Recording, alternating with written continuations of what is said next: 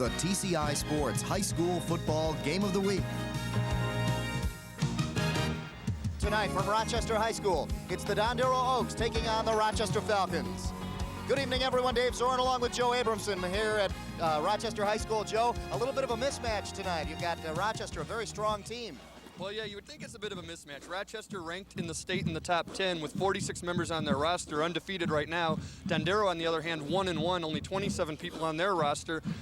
Does seem to be a bit of a mismatch, but last week Dondero took Rochester Adams, which is supposed to be the second team in this league, into overtime before losing. They could give them a game. They're definitely fired up for it. They're not down at all, not looking like it's a guaranteed loss. They're going to come out here and try and give them everything they've got. Okay, we'll be back with the kickoff of tonight's game right after these messages. Stay with us.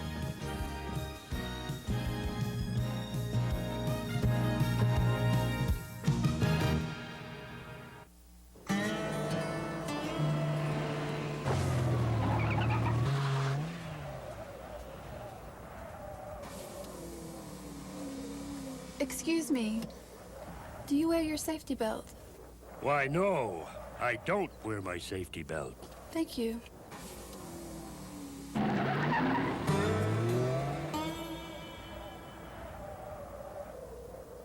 You could learn a lot from a dummy. Buckle your safety belt.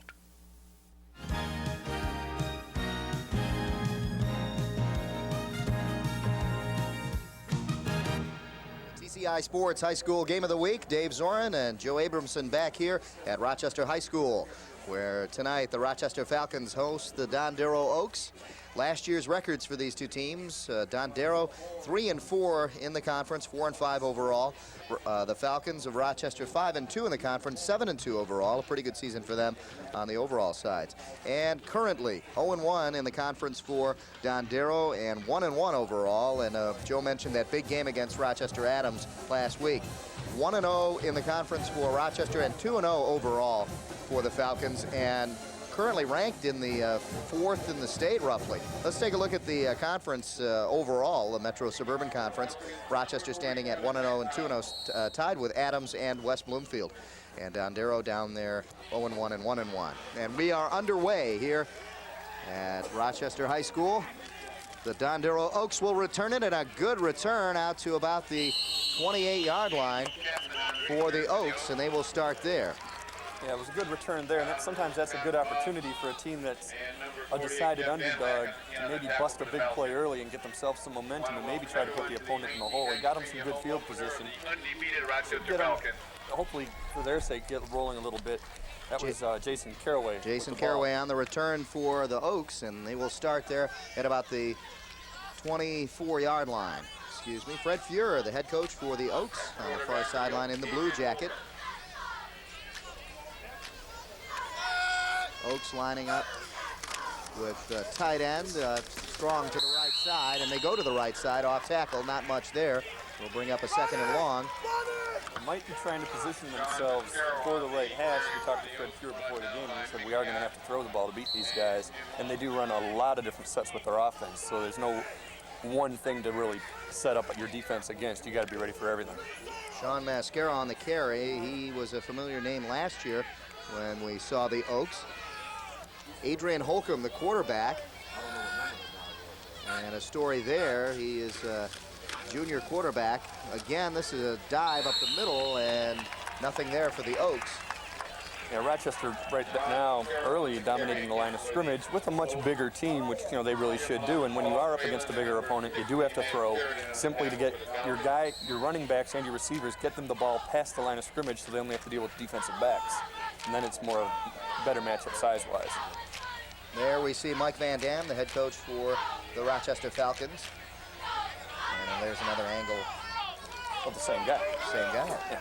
And the other side. Still Mike Van Dam. So we promised we'd get to his best side, and we covered both sides there. Here's the pass, complete, and a first down for the Oaks. Quick slant in right there to number 19, Tillotson. And Tillotson, a familiar name. Last year we saw him catching a lot of passes. Good height on Tillotson. Listed at 5'10", but I think he's a little bit taller. I think taller with his helmet on, maybe. That might do it. Real good play there, basically doing his Tom Waddle imitation, getting to the first down marker, catching the ball, and then having 2 or 3 guys put helmets on him. Tillotson, a good receiver, and watch for some passing tonight from the Oaks. Fred Pure saying that we will go to the air tonight. There is the junior quarterback, Adrian Holcomb. They had a quarterback last year, Schlatt, who hurt his shoulder last year, had a shoulder injury, tried to come back this year and hurt it again. He would have been a senior quarterback coming back, a real strong arm last year. We saw him in a game last year and just couldn't come back, and that is why the junior, Adrian Holcomb, is in there and shows a good zip on that last one. You can see he's looking over the plays. Usually they have that on a wristband. That's a rather innovative way to do it.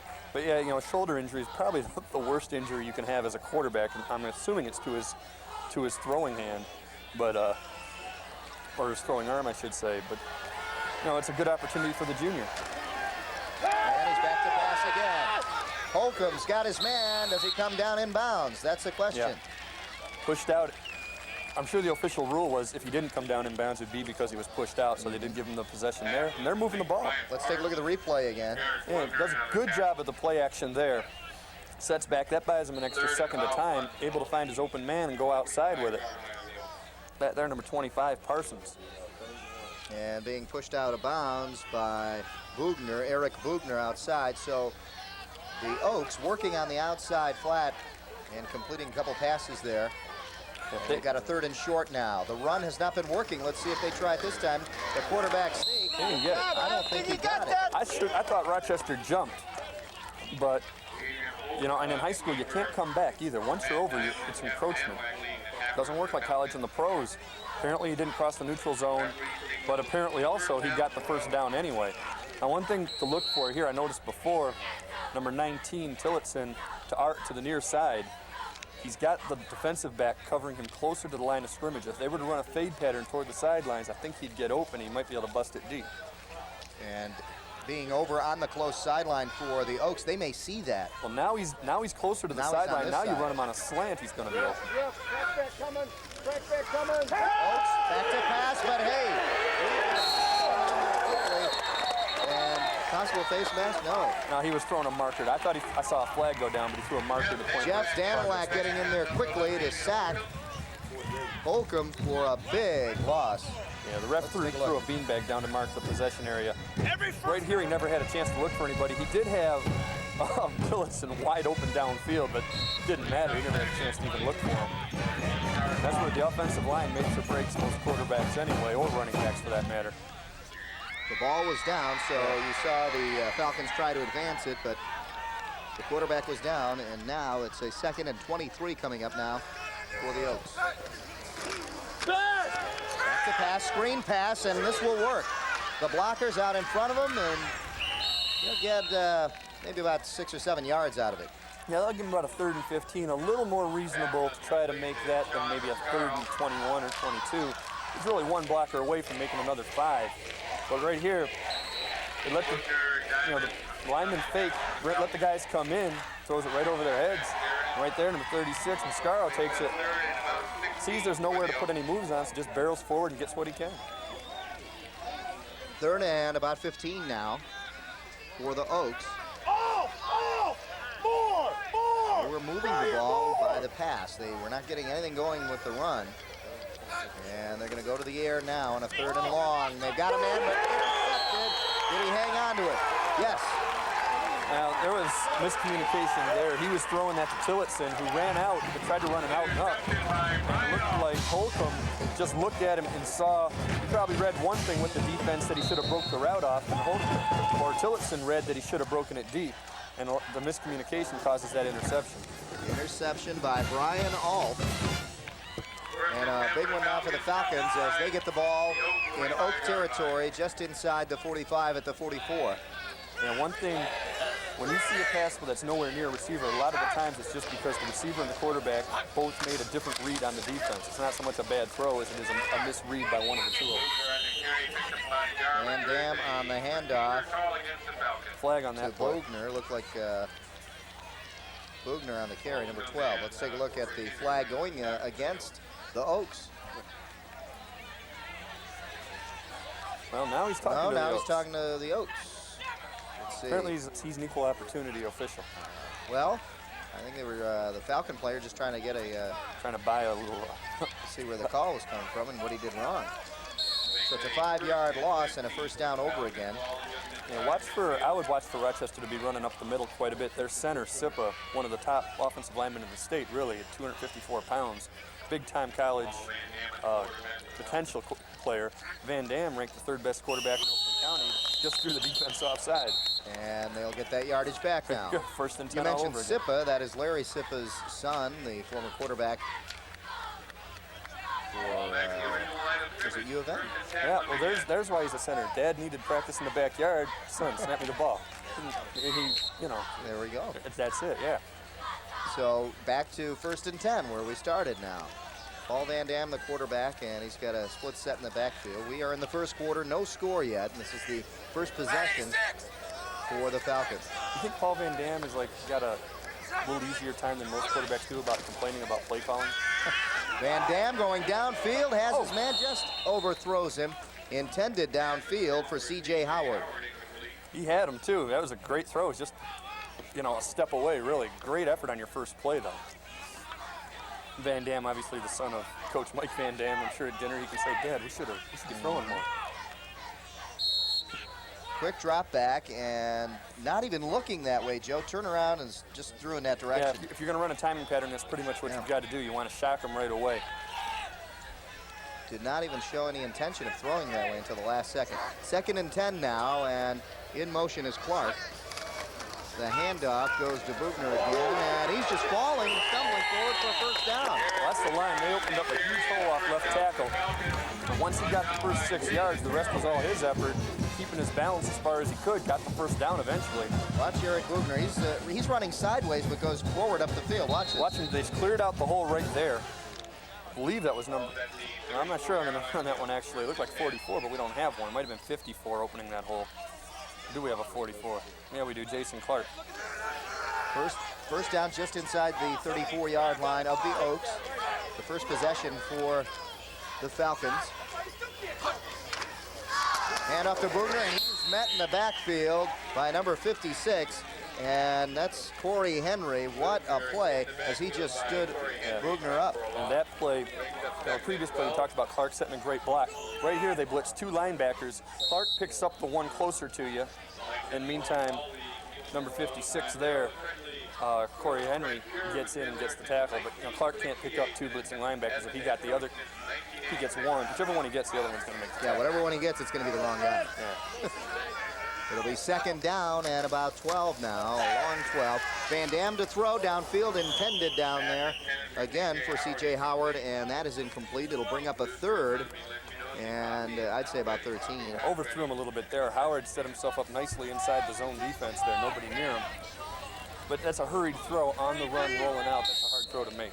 Yeah, Joe and I were talking to Mike Van Dam before the game and asked him how his punting team was. And Joe, what did he have to say? He doesn't know. They've only punted once all year. Once all year. They haven't had really a chance to punt. And now they are down in Oaks territory, and I don't know if they're going to punt again if it comes up to 4th down. Well, he did say that one punt. It was pretty good. Oh, Van Dam on the screen, wide open on the left side of the field. And Clark has a first down and more. He may get 6 out of this.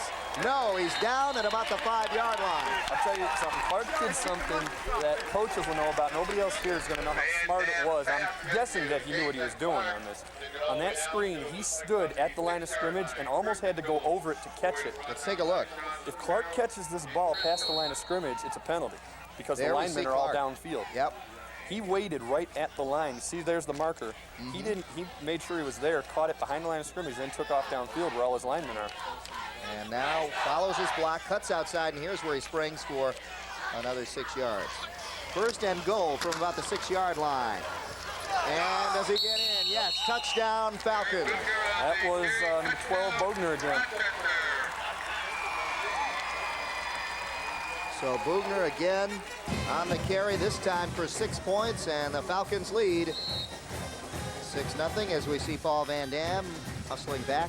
The quarterback leading the attack there. Directing a nice drive, really. And, with the way their defense created the turnover, giving them great field position, only having to go 50 yards. And with their starting left tackle out, too. Didn't look like they missed him. And one time they ran off left tackle, they got 12 yards. Here's the extra point attempt. It is up, and it's good. The extra point kicked through by Cosmo. Matt Cosmo gets the Falcons up 7-0 here with 4:05 left in the first quarter. And the Dondero Oaks will get a chance to get it back now. And the Oaks didn't look that bad, though, on their first possession. They had some things going, just a couple of problems with the penalties. The sack really hurt them. Let's take a look at the touchdown run again here. 6 yards. And once again, see Clark there trying to open the hole there. Instead, he went through, though, broke a couple tackles. And momentum spinning around, and a good effort to get into the end zone. Didn't even touch the ground as he was on top of the other number 12 for the Oaks. Charles Lothar. Back to receive. Mascaro. We got 3 guys back there receiving for the Oaks. Like Mascaro, Tillotson, and Looks like 19 Tillotson, 48. 48. Caraway. That is Caraway, Jason Caraway. Matt Cosmo to kick off for the second time in the game. Mascaro. Taking it Mascaro straight up the middle of the field, going behind his blockers. Twists and turns, and a good run back out to the 40-yard line. Another good return for them. Better actually than the first one that they had. And as you had mentioned, they had made some nice plays. The only thing that really hurt them was that quarterback sack that gave them a 2nd down and 20. They can avoid those sort of things. Their passing game seems to be working pretty good up until that one interception, but that was 3rd and 15, and you really, at that point, trying to force something to happen, and it looked like that's what happened there. So here come the Oaks now. Ball at the 40-yard line. One receiver split up top and now in motion. And the handoff on the straight dive. Nothing there. And the run, again, not working very well for the Oaks. Well, once again, their defensive line, as they did in the previous drive, pretty much controlling the line of scrimmage, which is why they have to go to the passing attack. See right here, the lineman, nobody even blocked 41 there, and then that gave everyone else time to come in and get it.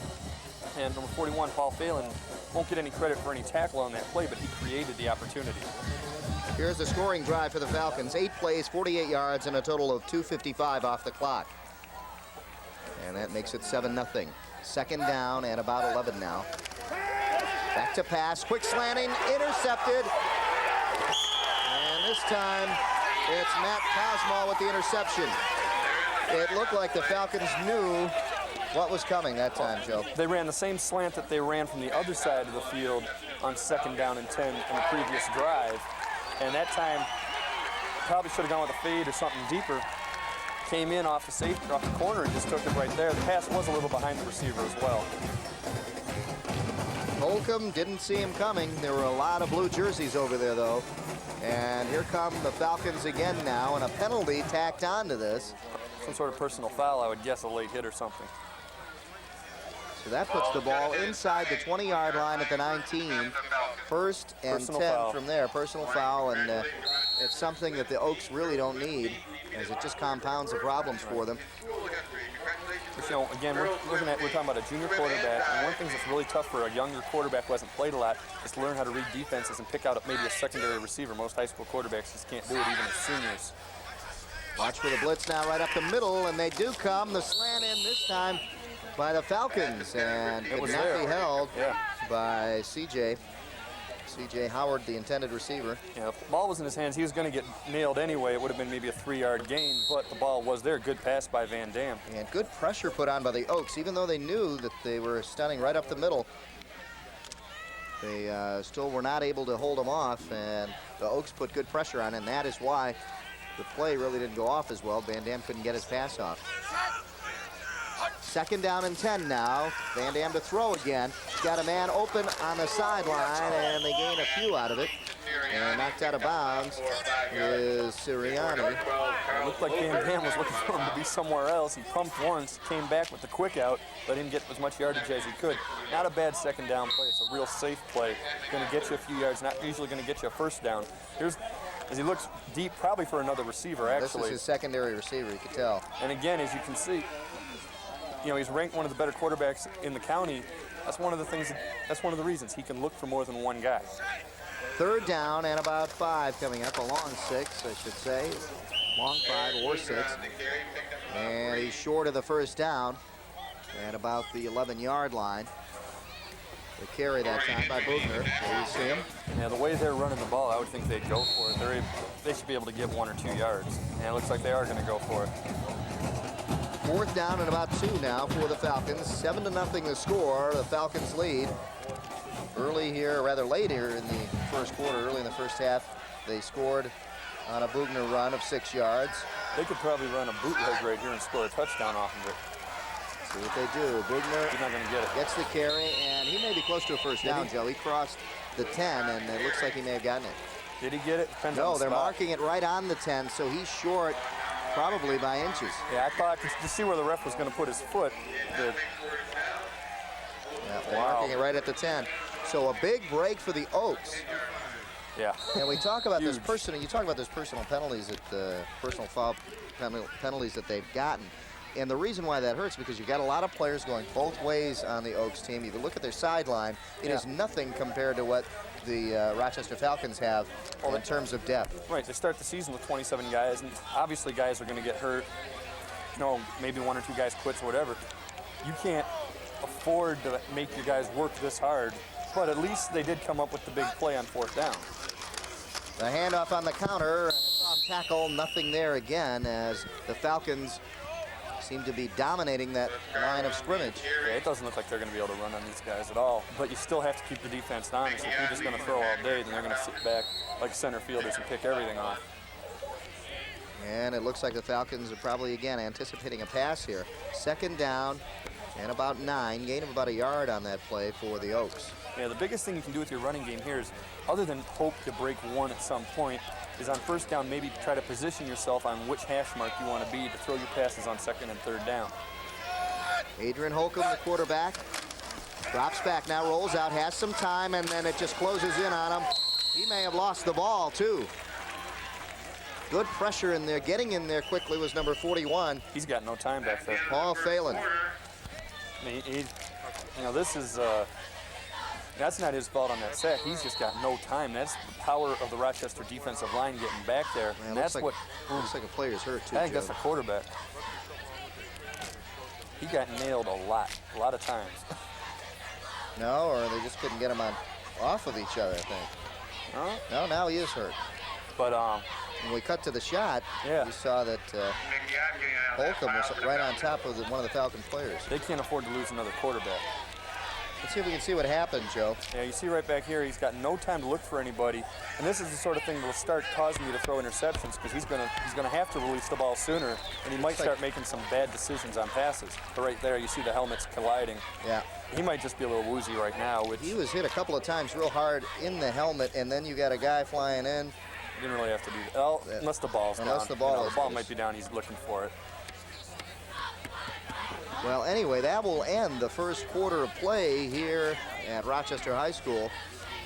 And the Oaks came out pretty good, I think, only down by 7 because they could be down 14-0 right now. But a problem maybe is one of their key players, their quarterback, is down. Yeah, and again, he wasn't going to be the starter going into this season. He's the junior. We didn't even bother to find out who the 3rd guy is, but you're going to be going farther down in your experience, with going on 3rd on your depth chart. Yeah, you may see a quarterback with a number in the 40s quarterbacking, which... And, as we mentioned, the way they're dominating the line of scrimmage, and he's got no time to throw, you get somebody who's maybe playing his first varsity game back there, as you see probably one of the fans of the Roadshow video, yeah. Yeah, you think so? Right there, that hairstyle? Yeah, I think that's... Could be. He might even be the producer. But anyway, you get a new guy in there, and he's going to panic seeing that kind of rush coming at him on his first varsity game. Don't forget to tune in to Roadshow Video. And this week, we've got some real excitement for you as Brad and Pat head up to Almont, Michigan to experience the game of paintball. No kidding. And that'll be tonight on Roadshow Video, coming up next on Channel 63 at 9 o'clock. That's every Saturday and Monday right after the football games. And That's big. That's really yeah. big. Well, you know what? We should really thank Pat and Brad for letting us be a part of one of these Roadshow videos. It was huge. a lot of fun, Oh, the whirly ball game that they did. and it was just, I think, of Super Bowl type proportions. World Cup even. Yeah. You know. Right now, I think we need some more help for the quarterback down there, Adrian Holcomb, and it looks like they're trying to get a stretcher for him. And with this pause in the action, and until we get things straightened out, we'll be back with second quarter action. The score right now, Rochester 7, Dondero nothing. We'll be back right after these messages. Stay with us.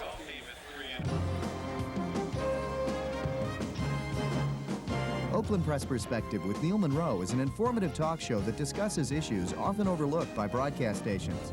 Neil Monroe, the editor of the Oakland Press newspaper, will keep you abreast on hot topics, events, and issues taking place in Oakland County. So for news you can use, join Neil Monroe every week on the Oakland Press Perspective, Friday night at 8:30 on TCI 63.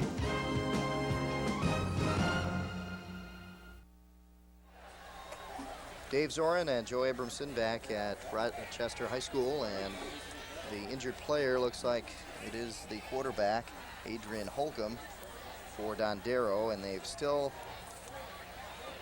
taken their time and really not moved him much. Yeah, it's about as much time as I've ever seen at a high school game being taken on a player that's down. And we can only assume that it is a head injury, and we hope it isn't, but when head injuries occur like that, he did move his arm, so that is good. Yeah, they're just being very, very cautious with him. We can take a look now and just to really take a guess at what happened. There's now, one hit to the back, one in the helmet, another in the helmet. That one seemed to be the hardest in the helmet, and then another player comes flying in from the left side right here, and another hit, but that didn't seem to be on the helmet. That seemed to be in the lower back area. I mean, you really can't tell what got hurt there other than a possible concussion, but I can't imagine Yeah, but if you look, his leg, his leg was twisted up on the other side, his right leg, but they're not looking at his leg. Yeah, they're not doing anything with the legs. I can't imagine it would have taken this long with the leg either. Yeah, the ambulance. All you do is immobilize it. Yeah, the ambulance was here quickly, and the paramedics down on the field tending to the quarterback. There we see Mike Van Dam, who really doesn't like to see this happen just as much as anyone else does. And, well, just from the motions of number 60, they're talking to his coach, looked like somebody hit him in the head, is what the motion he was making. Yeah. That's a real scary thing to look at, seeing a guy laying out like that for that long. They're still down on the field. Next week, don't forget to tune in as we go to Ferndale, and we visit Ferndale again. This time, it's the Seaholm Maples taking on the Ferndale Eagles. That'll be next Saturday and Monday at 7 p.m. And Joe, we've got somewhat a little bit of an interest here in this Seaholm game. Tell us about it. I'm not doing that game. Joe will not be doing that game because I'm related to one of their players. Joe's brother, the quarterback, is going to be in that game, and really, I think we would hear quite a biased game from your perspective. I think on that. Yeah, probably. I'd probably be picking on him. Yeah. So tell us about Lloyd and where he's going. Yeah, I don't know. Lloyd Abramson, right, by the way, sure, folks, I'm going to give you the scoops. Lloyd Abramson, one of the top quarterbacks, not only in this state but in the country, and picked as the number 3 player in the country. Number 3 quarterback. Number 3 quarterback, excuse me, in the country. I mean, he's good, but he's not number 3 player in the country. Number 3 quarterback in the country. And what is it that they like about Lloyd? He's huge, I think. I mean, his arm? He's 6'3", he's 220 pounds, and he can throw the ball as hard as most college guys now. Yeah, we saw Lloyd last year at the Troy Colt game, which started our season off. It was not a good example of what Lloyd could do, but he next got week killed last year. We'll see him against the Eagles. Yeah, he had a good game today. They almost pulled off an upset against Troy. Well, here we are. I guess we're back over here. There we are, folks. Dave Zorin on this side, Joe Abramson over here. And we're talking about Lloyd Abramson, who is we might as well highlighted, I guess, in our game next week. I don't have an identity anymore anyway. I'm just Lloyd's brother, so that's but you will be in the paper this week. And so will you. As the Oakland Press will be doing a story on high school sports and high school football. And the coverage that we give them. So watch for that. Thursday, we believe. And now they are really, for the first time, we're seeing some attempt made to move Adrian Holcomb. Yeah, he's on a board there. The board just to stabilize and really not. That's usually for have any back, kind of neck, movement. and head injuries. Yeah. And I mean, obviously this is not a real important thing right now, but just looking at their roster, they don't even have anyone else listed at quarterback. But that's really kind of a non-issue right now. Mm-hmm.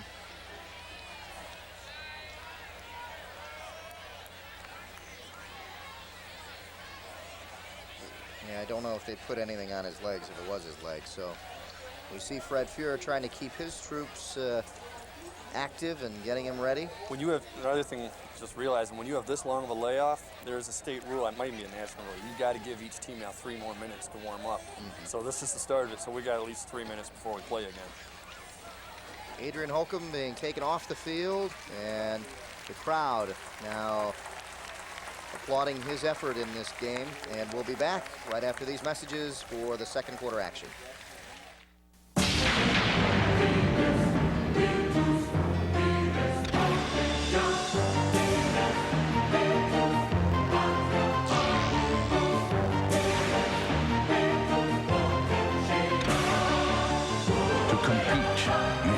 Strong. To win, you've got to be smart.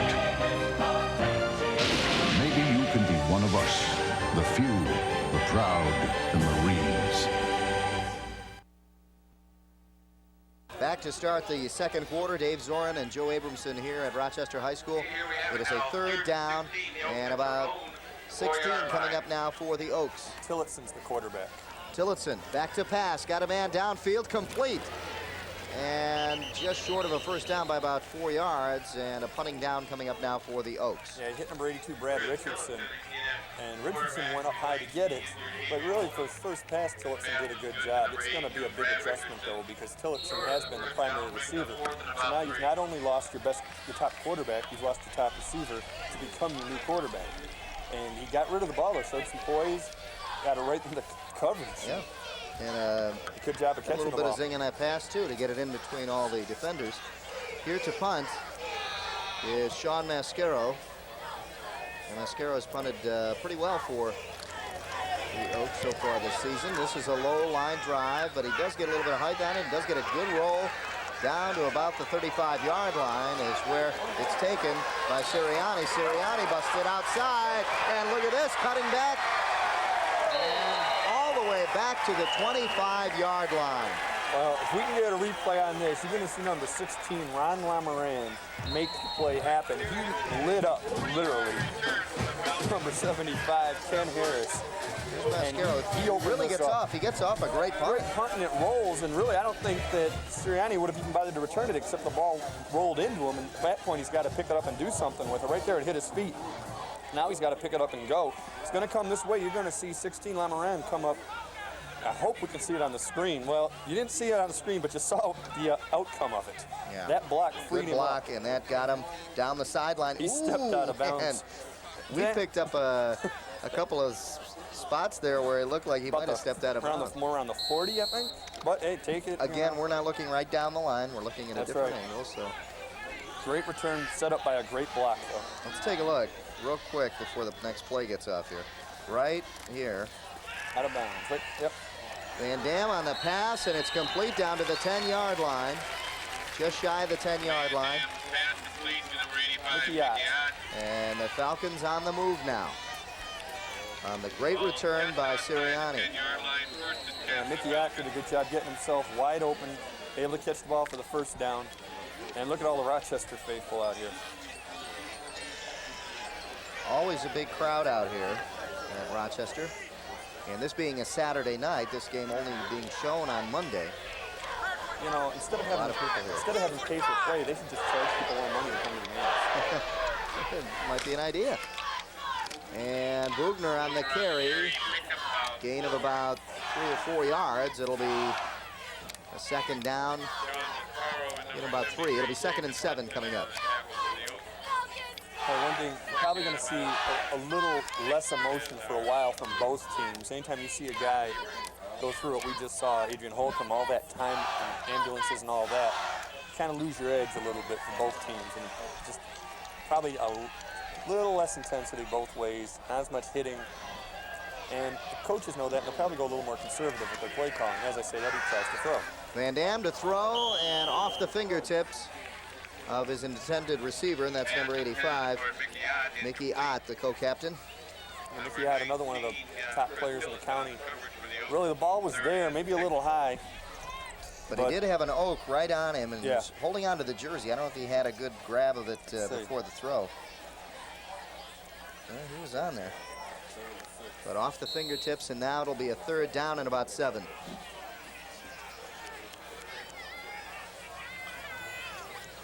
Van Dam, the quarterback. He's got Bugner and Clark in the backfield, but he'll go to the air, zips it into the end zone, and again intended down there for Ott, and this is off his fingertips again. You know, and obviously they say, you know, if it hits you in the hands, you should catch it. And for the most part, that's true, and I'm sure Ott probably feels he could have caught it, but that is 2 passes in a row that he had to reach for. Again, looking at it, and Van Dam zipping into the end zone a little bit high, as you can see, out of the outstretched hands of Ott. And the Falcons, I guess, disappointed that they couldn't get into the end zone here. This time, they're going to go for 3, and this is a beauty. Good kick. The field goal is good, and the Falcons now up 10-0. One thing to point out on that last pass play, too, though, you want Van Dam to zip it in like he did. You don't want somebody lobbing it into the middle of coverage. That's when you throw interceptions. The worst thing that happens in that situation is what did happen, an incompletion. You get guys that try to put too much touch on a 10-yard pass over the middle. That's when you start getting things run back for touchdowns the other way. So the field goal is good. It's 10-0, and we remind you to tune in next week, or rather this week, Tuesday and Thursday at 7 p.m.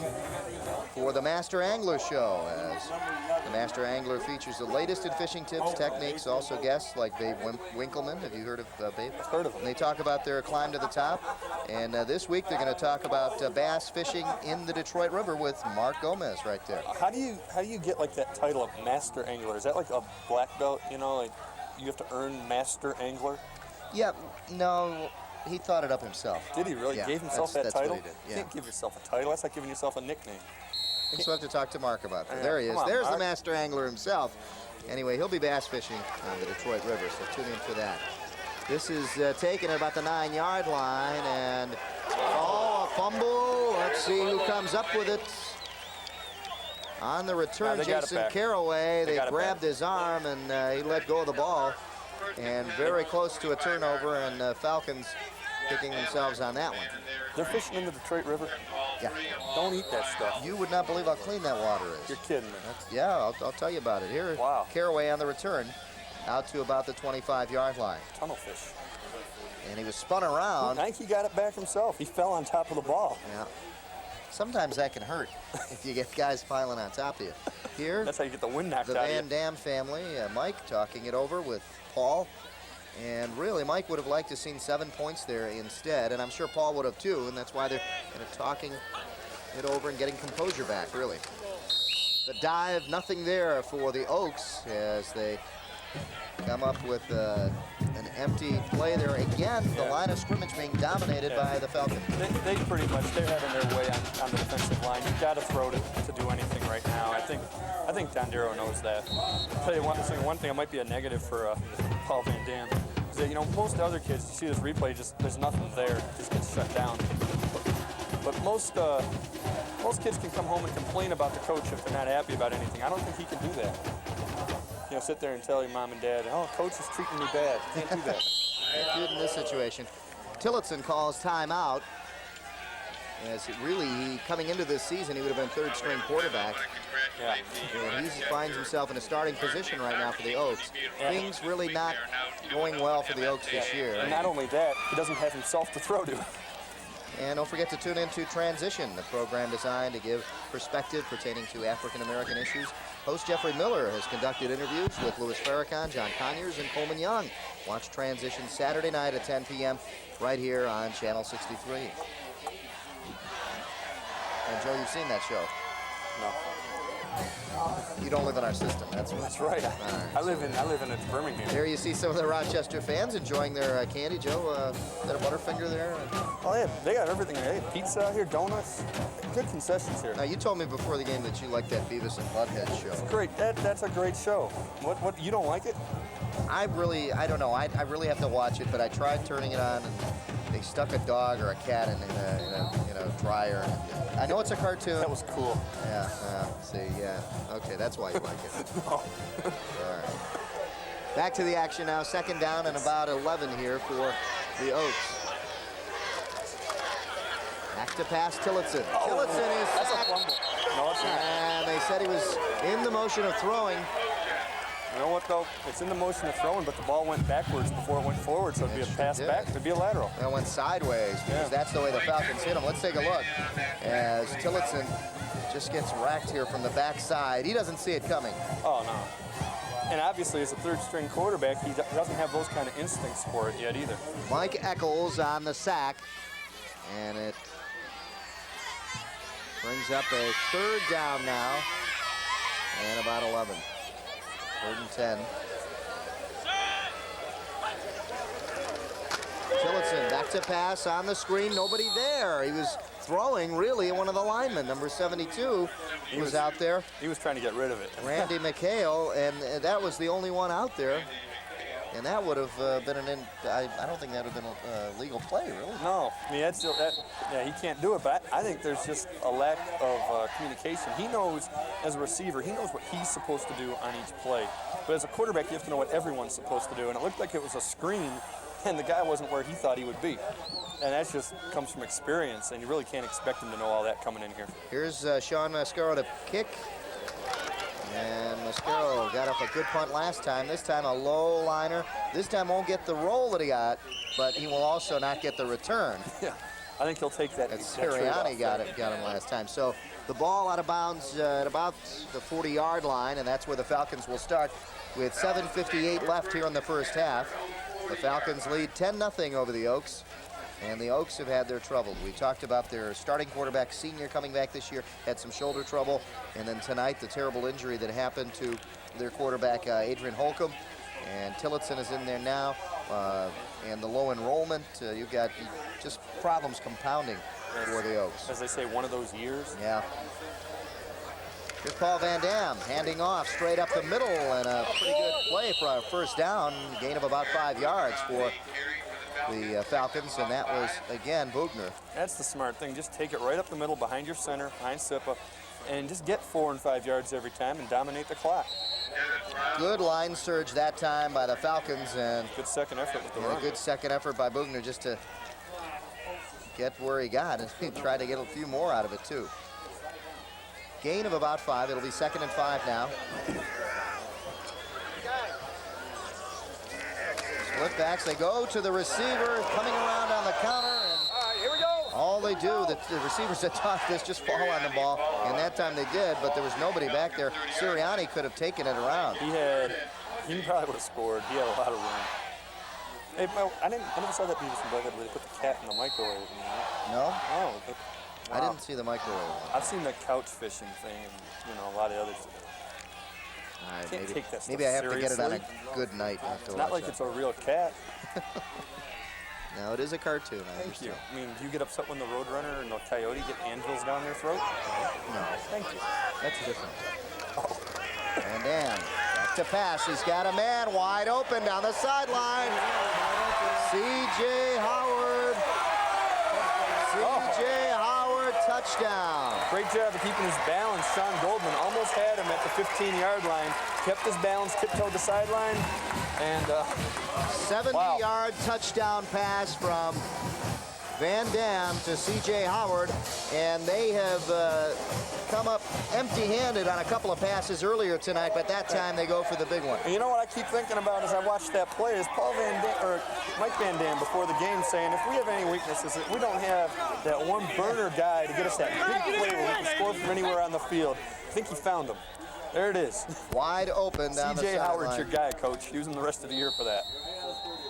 The extra point is up, and it's good. And the Falcons getting that elusive touchdown as they couldn't come through on the last drive. This time they get into the end zone quite easily.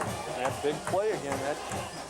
That might be one of the big finds you get sometimes when you come into a game against an overmatched opponent. Other than trying to play everybody, you also maybe figure you find something out that'll help you down the road. This might be something they just found out. A big 70-yard touchdown pass to C.J. Howard. The extra point was good, and now it's 17-0 in favor of the Rochester Falcons. And Dondero, I think, is any emotion they had coming into this game is probably gone already because of the combination of things that have happened. And we talked to Mike Van Dam before the game. He really didn't have the great expectations that everyone else did in the newspaper, saying that this team is ranked 4th or whatever they are in the state, and that high of a ranking. He's playing it down. Yeah. Well, but this team is a very good team. That's a good coach does that. Yeah. Because as you see, a lot of hard hitting going on out there. But you know, smart coach, one, you want to keep your guys, want to keep an edge on them. You want to keep telling them, hey, don't believe everything you read. You got to keep working.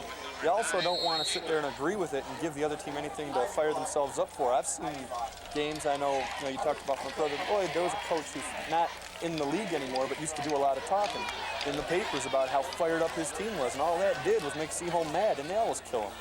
Here we see Paul Van Dam, who put that pass right on the money. And I guess the talk... of course, now that the coach is in the league, I guess I can say it. Yeah, he was Andover coach. He used to say that stuff. He's gone, so who cares? So you can say it now. Yeah, he fired the team up. First and 10 after the return by Jason Caraway. And here come the Oaks on a sweep. And there's nothing there as it finally gets him short of really the line of scrimmage. And on the tackle is number 73, Matt Diamond, on the carry. Yeah, it's just really hard. Look, he looks like he wants to cut. He sees there's nothing there. Tries to bring it to the outside. That's not there either. It's almost I don't want to say a wasted effort, but it is a pretty futile attempt right now to try to run the ball on these guys. But at the same time, you can't just stand back there with your third-string quarterback and try to air it out all day. Some of the Rochester fans, and it's been a little colder this year than normal, hasn't it, for some of these night games? Yeah. I don't like it. Get that feeling of autumn just a little earlier. The pass by Tillotson is off, and I'll tell you, a good hard hit out there. Another injured player. Look at that.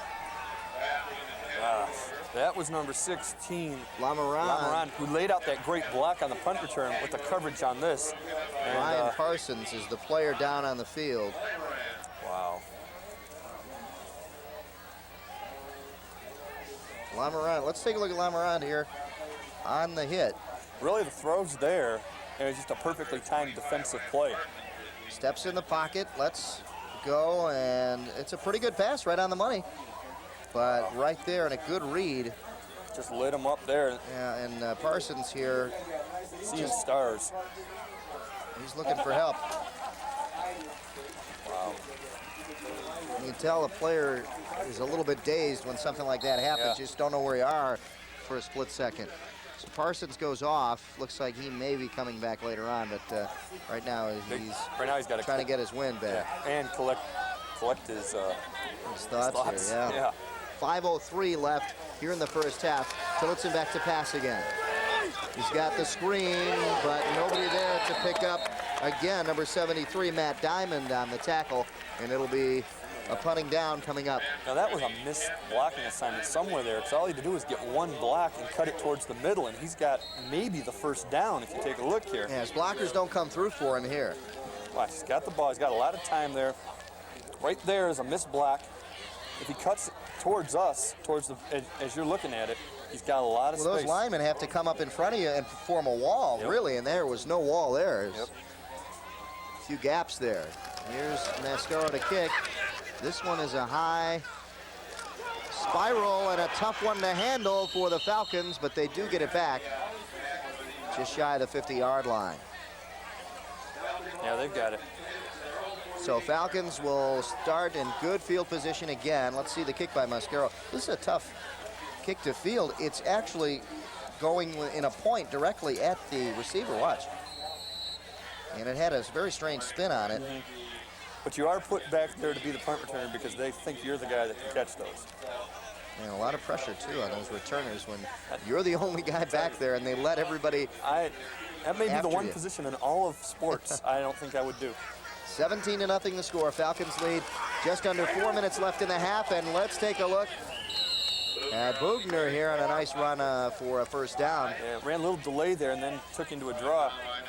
Just suckered the ends into following Van Dam, and that left him just to worry about the tackles, and with the kind of line they have, 5 and 6 yards isn't going to be a problem. Here's the first down carry for Bugner, and it was a draw. Yeah, it gave him that look of a pass, though. On that first step, it looked like a pass, like he was looking downfield, and that froze everybody. Picked up about 5 on the carry. It'll be second down now. No, run! Pitch goes out to Clark. Clark picks up the first down and more as he's driven out of bounds at about the 30-yard line. Good run, good block there by number 68, Luke Jones. Almost a clip, but it was right in front of the official, and the official saw he really got him from the side, and that freed him up to get more than just the 4 yards needed for the first down. You'll probably be able to see it here on the replay. Good pitch, laid it right out there for him. Here you see 68 right there. And that's the one that sprung him.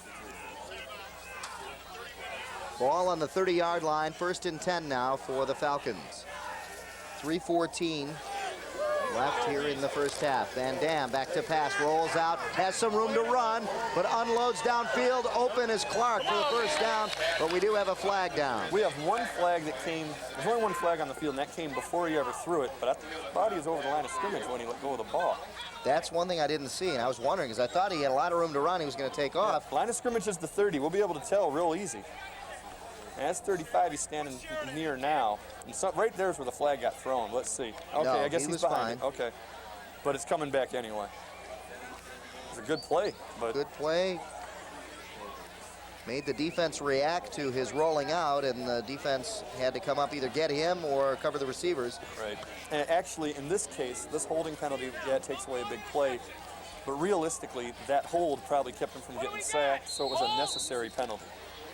You know, if there is such a thing, you've got 1st and 25 or you've got 2nd and 20 here. So 1st and 25 is fine. 15-yard holding penalty? Yeah, that's from the spot of the foul. So that really hurts him. 1st and 25. Screen out here. One-on-one now, and Close to we've got breaking. Howard losing the battle. Yeah, he only ended up gaining a yard. He was maybe 2 steps away from breaking at least another 10. Let's take a look now. He doesn't have much help blocking out here. No. As Howard only has one blocker out here to help him. Yeah, the idea is that one guy will block one, and if you get it just in that 1-on-1 situation, he might juke him. And you're either going to get what you had, the 1-yard gain, or you're going to bust it real So long. they were counting on the ability of Howard, as they saw him earlier, break one for a touchdown. Well, how many times do you expect him to do that in a game? 2nd and 23 now. On the draw, Bugner was successful last time. Let's see this. He continues twisting and turning back to the original line of scrimmage, and a flag is down. Flag came down after the play was over, though. Bugner just doing a great job of second effort all day. Goes right off of hits and keeps going forward, and the flag is against Dondero. And it should be after the play, which will tack it on, probably getting the first down. Bugner gets back to the original line of scrimmage. That breaks one tackle, and he keeps bouncing off of people. Never stops his legs from moving.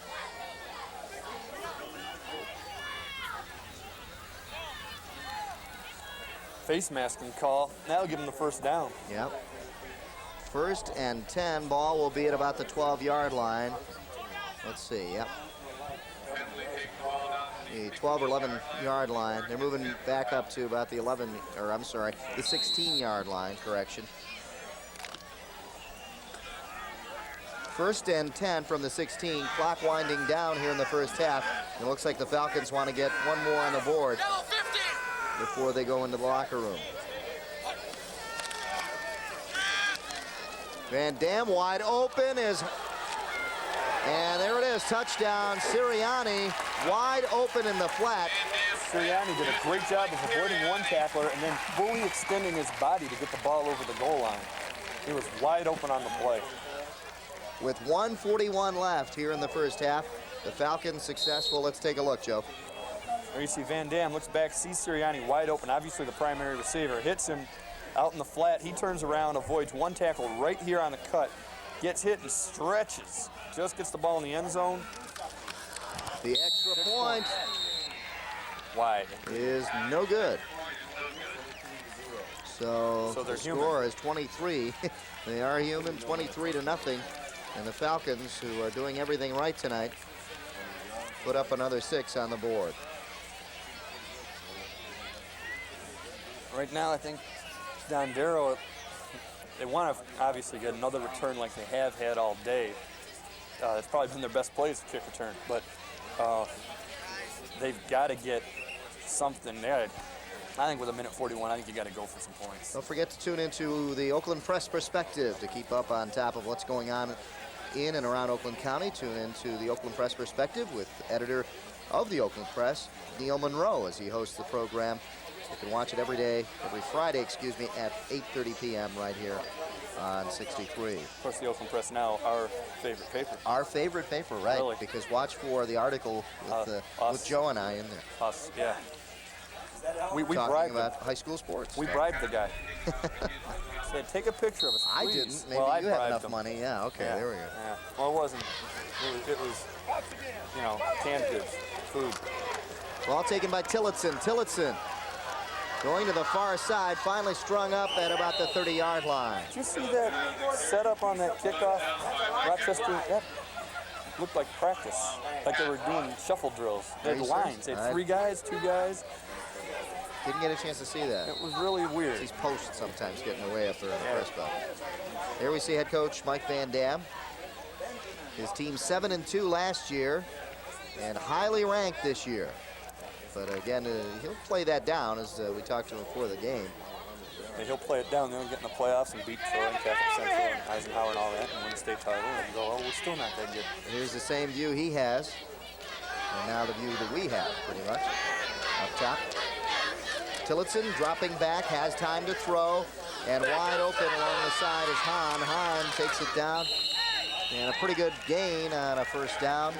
They'll bring up a second down and some short yardage coming up here. Under a minute left, and they're going to, I think, use some of their timeouts. Apparently not. They're not really trying that hard to score right now. I think they're hoping they might break one long. And again, going to the screen, one of the safer plays to go to for a guy who's new at quarterback. But it does limit your options quite a bit. Hahn out there in the open. Not too many blockers out there for him, but try to cut back. I don't get this. Now Dondero calls a timeout with 29 seconds left. That play ended with 54. They killed a couple plays for him right there. Yeah, I mean, if you're calling timeout to save, delay a game, big deal. You're not trying to score, but. Again, don't forget to tune in next week when the Seaholm Maples travel to Ferndale, and we go to Ferndale one last time, I think, this season, as the Eagles host the Maples Saturday and Monday at 7 p.m. And we get to see one of the top quarterbacks in the nation for Seaholm. And the Ferndale Eagles have a pretty good quarterback, too. I don't know if you had a chance to see him. Dwayne Jones, very good quarterback. Or if you want to make it a more interesting thing, you've got the best football player in Oakland County on one team and the best basketball player in Oakland County on the other. There you go. It's kind of a neat matchup. So but we're playing football, so. Yeah, interesting that you like watching Hulk Hogan take on some great boxer. I guess, yeah. I mean, I'm pretty sure I know what would happen if Lloyd Abramson plays Jared Stevens in basketball. Yeah. Jared Stevens, of course, the brother Dwayne Stevens, who we saw a few years ago when we were doing the games at Ferndale. Second down and about 2 now for the Oaks. They're going to go deep. Tillotson going deep, and he's got his man, but then a little bumping down there. But you know what? Good position down there by number 47 for the Falcons, Cosmal. Cosmal would not let the receiver, the intended receiver, Kevin Shaw, down there. Yeah, just played prevent all the way. You got to say deep better. You got, Oh, okay, I'll let you say it, like our director and your favorite announcer.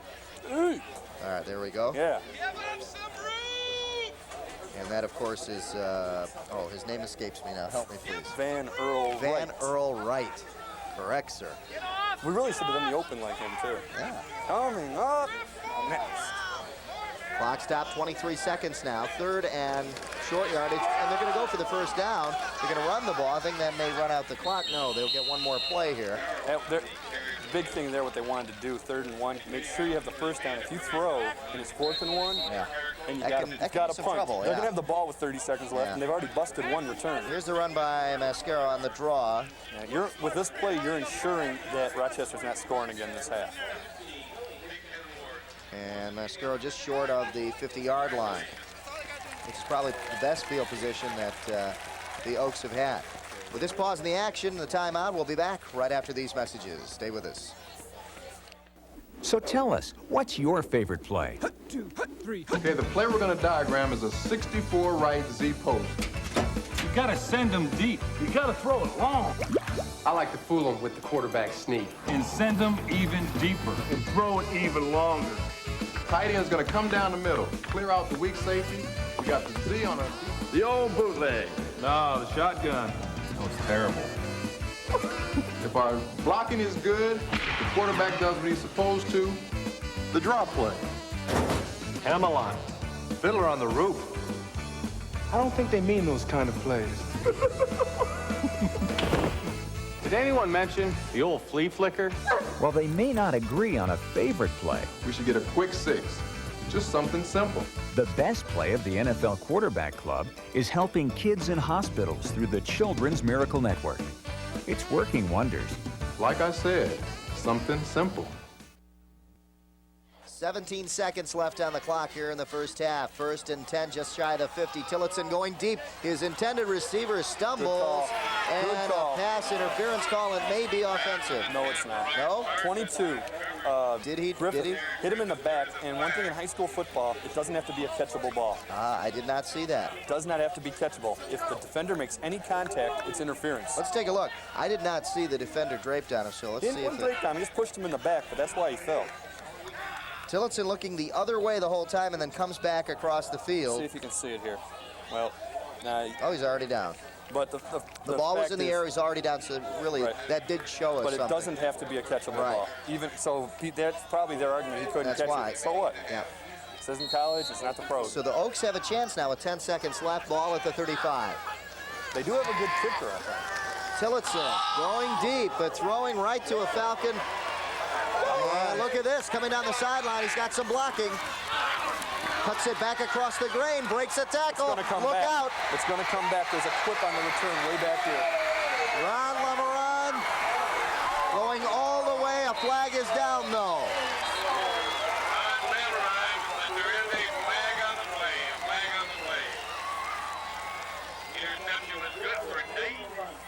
Holding on the return. It's going against the Falcons, so Lemeron will be a little bit upset about that one. There's the flag. Got another injured player.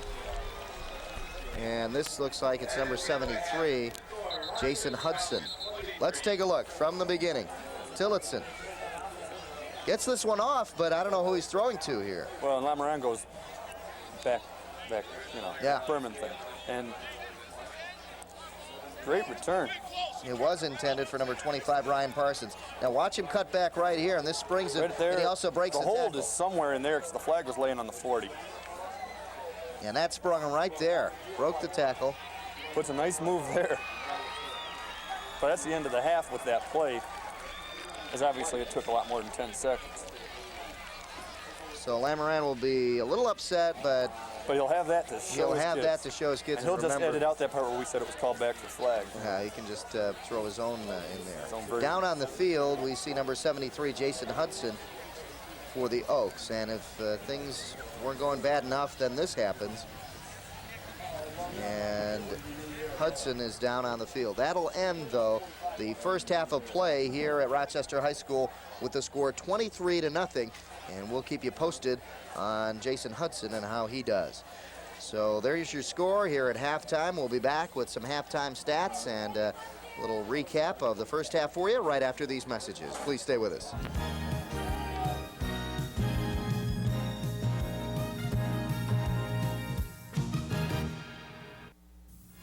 If you wish a video cassette of TCI Sports, the cost is $25.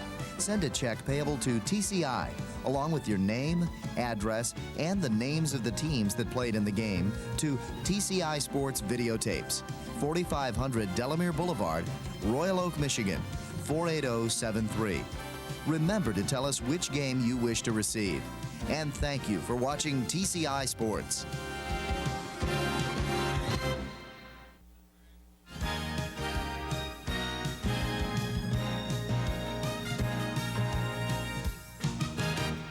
TCI Sports High School Football Game of the Week. Halftime here at Rochester High School. The Falcons lead 23-0 over the Dondero Oaks. And here are some of the halftime stats. Joe, if we can go through them real quickly. The domination, of course, going to the Falcons, as you can see. Well, the turnovers were big, and you don't even see the big return yardage that Rochester was able to get. Time of possession, surprisingly, big time in favor of Dondero, but that might be because Rochester's scoring as quickly as they are. Yeah, lightning quick, and of course the C.J. Howard touchdown is real quick. Total yards 164 to 58. I think that pretty much tells you what you need to know there.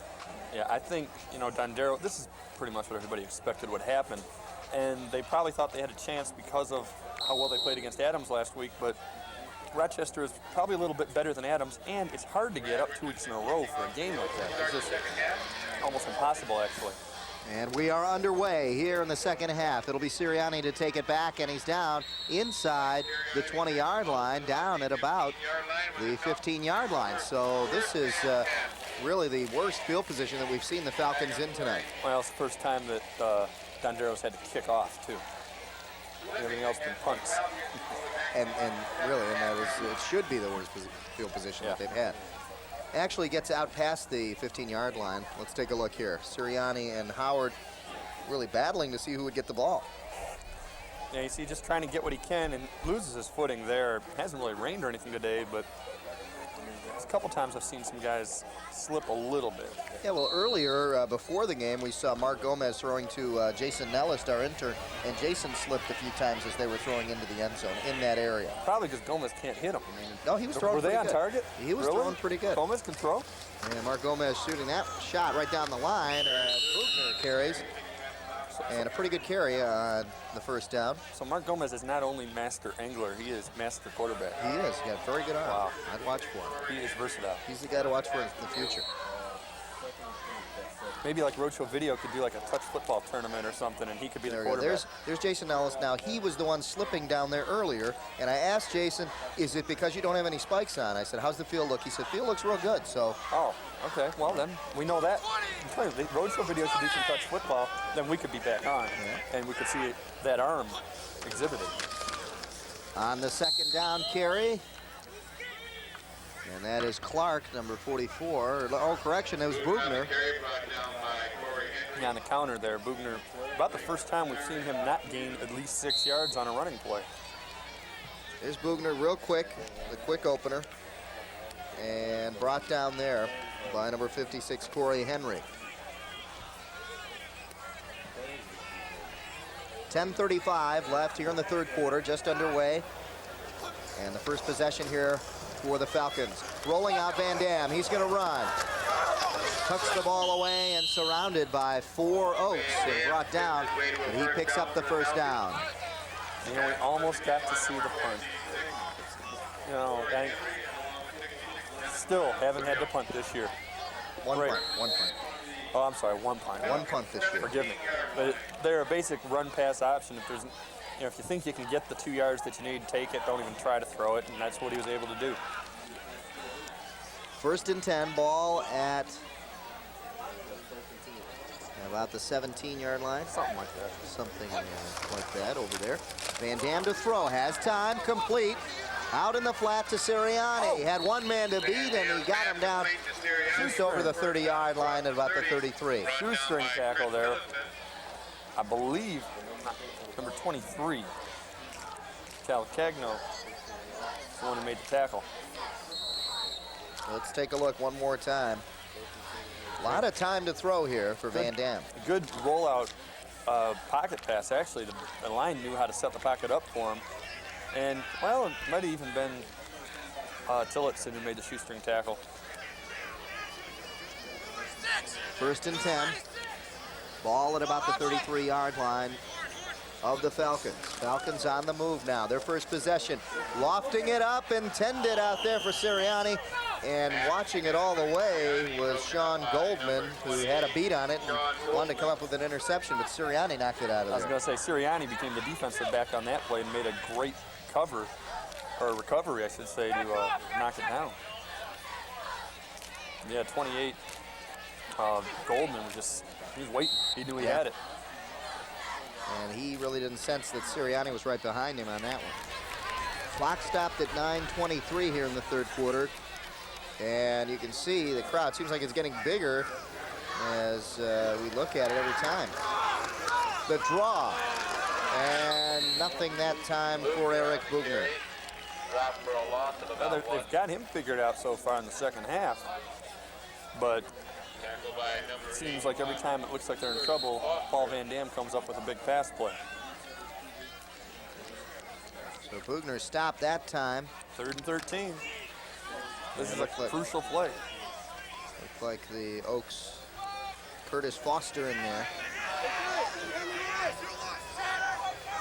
3rd and about 13, about 12. Van Dam has time, throws deep, way deep. C.J. Howard, in and out of the hands.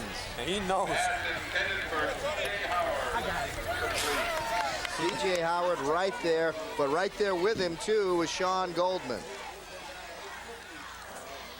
Yeah, C.J. knows he should have caught that. Yeah, he's upset with himself. We're going to see a punt from Rochester. This is only their second punt of the season, but let's take a look at this. Good pass.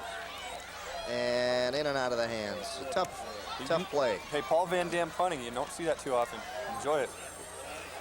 That is only the second punt of the season for the Falcons. That's how well they played.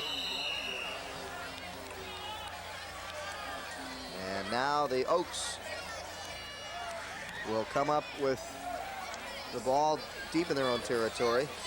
Paul Van Dam punted the ball there, quarterback, and not bad for only his second effort of the year. Only the second effort. Tell you though, look at C.J. Howard. I know when he dropped the ball there, he's some good coverage as well, but he definitely looks like the big play guy to go to when you need, 50 yards.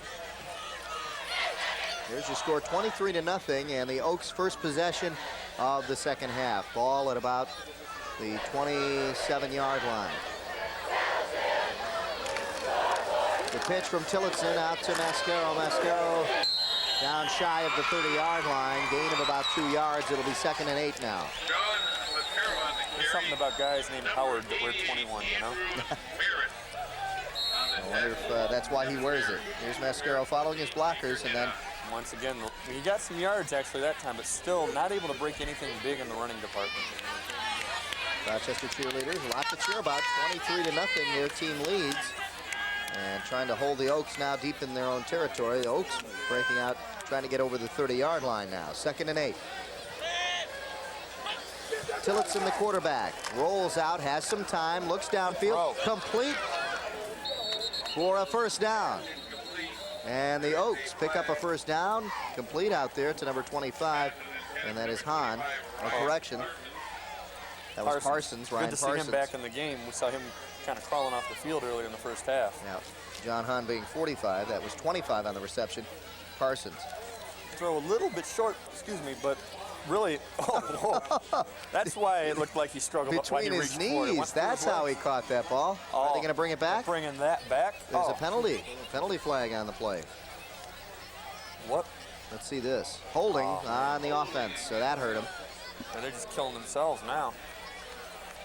Check this out. Through the legs. And he's going to sit right here. He's going to sit on it, and the ref is right behind him. That should send this tape to Bernie's bloopers or something. They'll probably make it. A little dark on that side of the field, though. I think we need. I think it would make it on higher here. Quality. I've seen worse. I've seen worse make it on really? here. Oh, You've seen it? Okay. 2nd down and long, about 18. Screen. Mascaro. He's got some open field. And trying to get back to the original line of scrimmage. A good effort by the Oaks, though.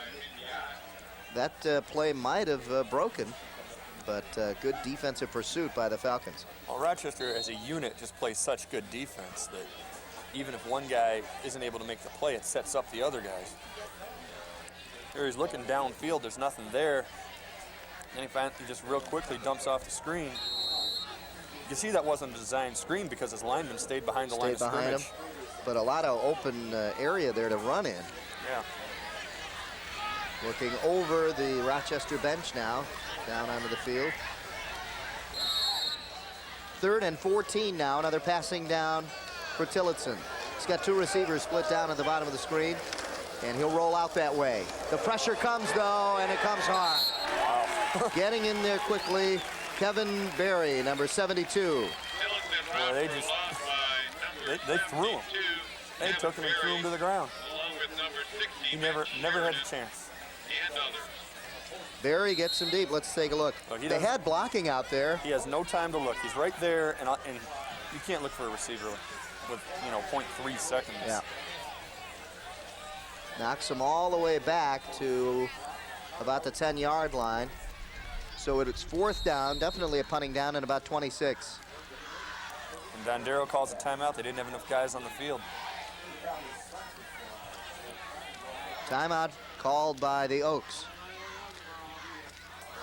And it may be not enough players on the field. You don't want to call a timeout in a punting situation. Yeah, I saw 4th and 27. Yelling to get someone out there, and they weren't able to get him out in time. Yeah. And we remind you again, don't forget, tune into the Road Show video program right after the football game. And Pat and Brad take you to Almont, Michigan, where they experience the game of paintball. You ever play that? No. You know what that is? Yeah. They have these guns with paint in there, and if you hit and splat on you, you're dead. You're gone. Wow. And it's not for kids, I'll tell you. Those things hit you hard. Really? Were you there? Well, Brad showed me some of his wounds. Oh, okay. From his battle scars. Looked like that guy was aiming at, Thumper over there at Bambi's hunting. No. Nothing wrong with that. No, that's the master angler. Oh, that's right. Oh, he shoots too. He'd be master hunter. He shoots his fish when his rods and reels don't work. No, I can't say that. Here's the punt by the Oaks. This will fall short of the 40-yard line and go out of bounds at about the 35. Actually, the most effective way to fish really is just throw dynamite in the lake, let it blow up. You catch about 1,000 at one time. I saw that on the Three Stooges. It works. Well, it's worked. It works still. Ball shy of, in fact, the 35-yard line. Ball goes out at about the 34, so great field position here for the Falcons. Oh, yeah. You can have a team banquet off one stick of dynamite. You could. You could. Yeah, don't try this at home. Yeah, you don't want to try that at home. Let's just watch the Master Angler and watch Roadshow video. You'll get the idea. I live in the wrong city. Well, you should move. I might, just for the simple reason that I don't have good cable. I live in Birmingham. You should move to TCI cable because we're the best. Hey, look at this. Number 66, Dennis Brown gets there quickly to wrap up Eric Bugner. And he's still, this half has not been able to break one like he has. He wasn't breaking any 20 or 30-yard runs in the first half, but he was bouncing off tackles and always getting 6 or 7 yards. So Bugner, let's take a look. Bugner managed to get maybe a yard out of this. But good penetration that time by Brown. Yeah, he does know enough, even in that situation, to lean forward and get whatever he can. 2nd down and about 9 here for the Falcons. Rolling out is Van Dam. Has time to throw, unloads. He's got his man. Sirianni breaks one, and he gets in for the touchdown. Wow. Great blocking in the backfield. They get a little extra time to get the pass off, and then great running by Sirianni. 34-yard touchdown pass from Van Dam to Sirianni, and Van Dam has spread it out. He hit Howard on a touchdown run for 70 yards, hit Sirianni earlier, and now again, the play earlier. The extra point is good. And the Falcons now make it 30-0. Let's take a look. Here you see him roll. Not even really using any play action that time, just rolling out. And Bugner with a good block to free him up, give him a little extra time, hits Sirianni, he turns around, makes one move, and he's gone. And one of the Oaks slipping there. I think that was... well, that was Sirianni cut, making him slip yeah. to do that. And Tillotson just wasn't able to get there in time as he dove into the end zone.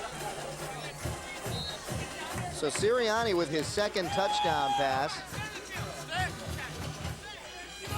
Second touchdown, Van Dam throwing his 3rd touchdown pass. 34 yards, and the extra point good, and makes it 30-0 in favor of the Falcons.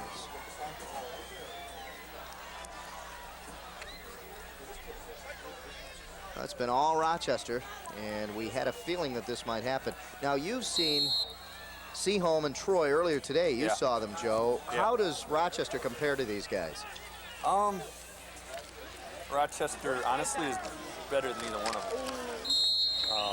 You know, Seaholm was definitely the overmatched team, but they realistically should have won. You know, they're inside the 20 3 times in the first half and come out with 3 points, and they're winning 3-0 at halftime. End up losing 14-9, but with 2 minutes left, they're on their own 20, end up at the 8-yard line, and just ran out of time. Definitely outplayed Troy today, but I don't think, you know, Troy is ranked in the state. I don't think Troy can beat these guys, and they might play in the playoffs. So next week, the team that Joe saw today, the Seaholm Maples, they'll be traveling to Ferndale to take on the Eagles. That'll be Saturday and Monday at 7 p.m. right here on TCI 63, Channel 63, with 4:33 left here in the third quarter. The Oaks will start at their own 26. That's where Caraway returned it. And the reverse with the end coming around, and they gain a couple of yards out of this. I do want to say one reason I don't think Troy would beat them, too, is they're a very good team, and they can stop your running game. I don't care who you are. They'll stop you from running, but you got to be able to throw, and Paul Van Dam can throw the ball. Here's Richardson on the reverse. Didn't get him much. Brad Richardson. About a yard. A lot of running, and you gain only a yard. And it's a play that you take a chance on, and it doesn't work that often. But you know, when it is successful, it fires up your team. 30-0. You might as well try it.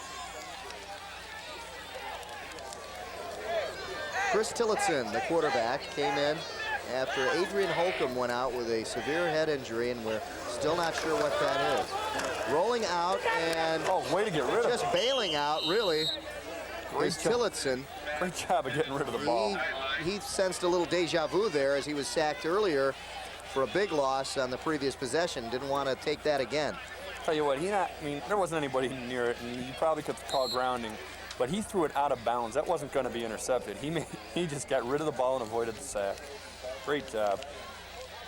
And it was similar to the other play. He did get quite a lick there at the end, too, when he got rid of it. He threw it to the Rochester bench. Similar to the play that he was sacked on in the previous possession as he was rolling out. Had some blocking out there, but... Yeah, he learned from experience, basically. Get rid of the ball. Yeah, the Falcons have pursued him real well. Here they go again. Tillotson gets rid of it. Look out. Ball is loose and finally hits the ground. Now at around the 40-yard line. Good coverage there by number 73. Matt Diamond is a linebacker. He had his guy open, but I think as he was getting hit, it caused the ball to kind of loft a little bit more. And that's when you start looking for interceptions. Yeah. Tillotson there. Now you throw off your back foot like that. Yeah, off his toes, too. And ball tipped around, and nobody there really to get it. Well, the ref could have caught it. But he said, no, I'll just let it go out of bounds. Yeah, which I think ends his consecutive game streak of well, he's catching a still ball. got the rest of the game, though. Yeah, I bet but they're going to stop throwing. Rochester will. Here's Mascaro to kick. Oaks finally get enough players on the field. And this is deep, sends Sirianni back to about the 35-yard line. Sirianni going to the sideline and finally brought down just shy of the 50. And once again, Rochester has excellent field position. Easy to score a lot of points when you only have to go about 50 yards to do it. And that was something that Coach Van Dam said to us about his first game this year. That they had a lot of turnovers, but it didn't hurt them because they kept getting the ball back at about the 50-yard line. It's not as hard to put together a 50-yard drive as it is an 80 or 90-yard drive. Here come the Falcons again. Ball at the 47-yard line. 1st and 10. Van Dam still the quarterback. Ryan McCann heading up top. He was scrambling. Here's the run by Clark. Clark picks up a first down. The first down carry for a first down. And Clark, who hasn't carried as much as Bugner, has showed us something on all of his carries. He caught that one screen pass that went for about 50 yards. He's done a great job of blocking for him. He's always picking up the linebackers. And right there, when he does get the chance to run the ball up the middle, he gets a nice gain. Good blocking. And he covers up the ball, doesn't want to fumble at this point, and got that Tom Rathman look there. Yeah, picks up the first down. Into Oaks territory now, ball at about the 43. Pitch goes out to Clark. Clark has some blocking and breaks it past the 30, inside the 30 to the 28-yard line. I kind of thought he was going to be able to get around and go all the way. It just looked like he had an angle for it. A lot of room to run. Yeah, that quick pitch, that's the second time they've run it, and both times it's been for a big gain. Falcons dominating the line of scrimmage here, and you can see the blockers out in front of him. Yeah, that play basically is saying here, we believe our back is quicker to the corner than your linebackers are.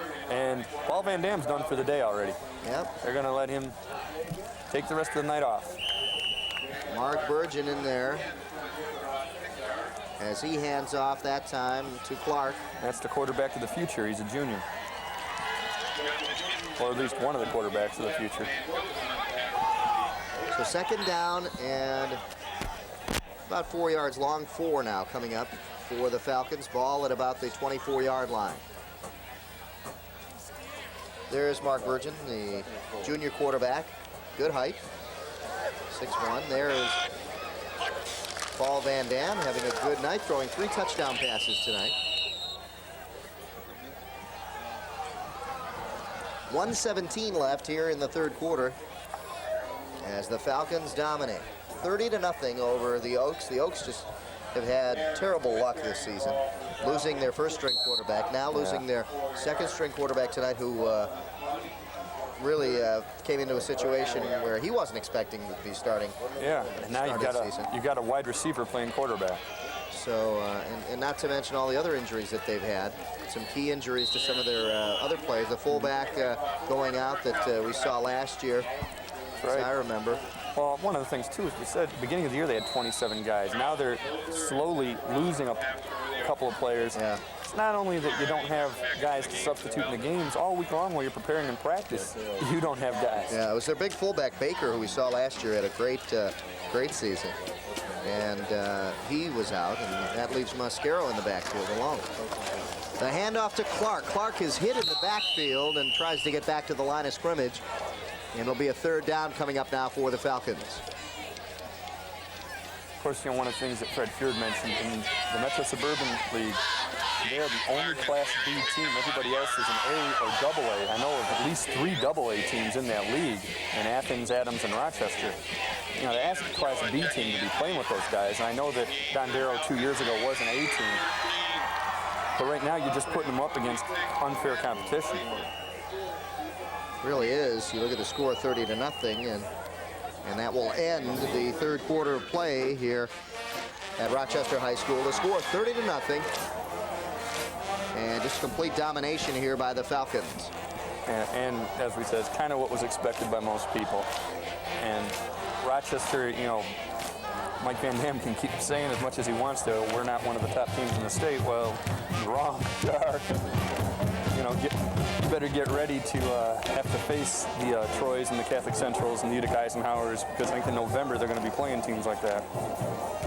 You got people back here for the Falcons in the skill positions. They have their offensive line, great expectations from them, and you can see they're just dominating really out there. And a lot of key players on this team coming back this year. 6 offense, 4 on the defense, starters from last year. So you've got that coming back, and you know that some of the juniors have had some of the experience also coming right in there and fitting in some of the other positions. Right, and again, you know, with 46 people out here in practice, you're always able to rest guys when they need it, and you always have great competition too, because all those 46 guys want to play. Here we see part of the I-team. Mike Wendland doing some video taping himself down here on an off night. Yeah, problem on the snap there, but Burgeon was able to come down on top of it. Mike Wendland's son, Jeff Wendland, playing out there, number 55 for the Falcons. Offensive lineman, 6'2", 223, you know, senior. Maybe we can use Mike Wendland for our cameraman. Well, I mean, if he needs the extra money. Maybe I doubt that, but maybe if one of our cameramen went down with an injury or something. Well, you know, Gomez. God forbid, of course. Mark Gomez keeps sending guys out on these routes and they slip and stuff, you know. Going to come up with hamstring pulls. Here we go, 3rd and 14 now for the Falcons. The pitch goes back, and not much that time as the Oaks cover it real well. Well, right now, Tyrone Hall on the carry. right now you've got a lot of second stringers in there, and you can see the line moved. Refs aren't going to flag that at this point.